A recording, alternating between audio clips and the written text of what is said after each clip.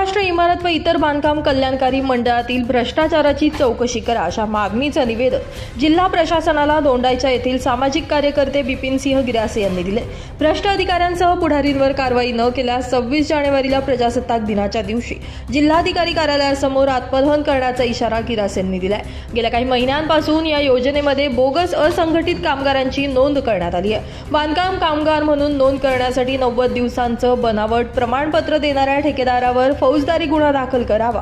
महाराष्ट्र इमारत व इतर बांधकाम कल्याणकारी मंडळ महाराष्ट्र शासन धुळे विभागीय कार्यालयात ज्या अधिकाऱ्यांनी कागदपत्रांची शहानिशा न करता संघटित कामगारांची नोंद केली आहे अशा अधिकाऱ्यांना तात्काळ निलंबित करण्यात यावं। जुने आणि अधिकृत नोंद असलेल्या कामगारांना वंचित ठेवत नवीन बनावट कामगारांना लाभ देणाऱ्यांवर तात्काळ कारवाई करावी यांचं विविध मागण्यांचं निवेदन यावेळी जिल्हा प्रशासनाला देण्यात आलंय।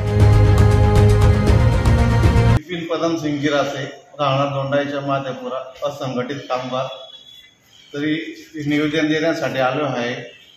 तर त्या दोंडाच्यात किंवा जो इतर एरियात जो चालू आहे नको ते कामगारांना रजिस्ट्रेशन मिळतंय। आम्ही जे जुने आहेत म्हणजे आजूबाजूच्या दोंडाच्या परिसरात काम करणारे त्यांना लाभ मिळतात, नवीन लोकांना लाभ मिळतोय। आणि जे दोंडाच्यात म्हणजे 14 पासून आम्ही रजिस्टर व्हायला यांना कोणालाही लाभ मिळाला नाही, म्हणून जी बोगस नोंद आहे यांच्यावर कारवाई व्हावी।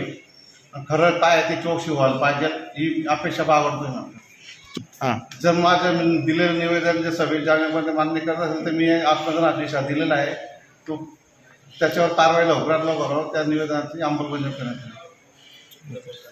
मी जे निवेदन दिलेलं आहे याच्यावर लवकरात लवकर कारवाई नाही झाली तर मी 26 जानेवारी रोजी सकाळी 7 वाजता आत्मदहनाचा इशारा दिलेला आहे, ती लवकरात लवकर कारवाई करावी। यावेळी सामाजिक कार्यकर्ते बिपिन सिंह, पद्मसिंह गिरासे, मंगेश हिरे आदी उपस्थित होते।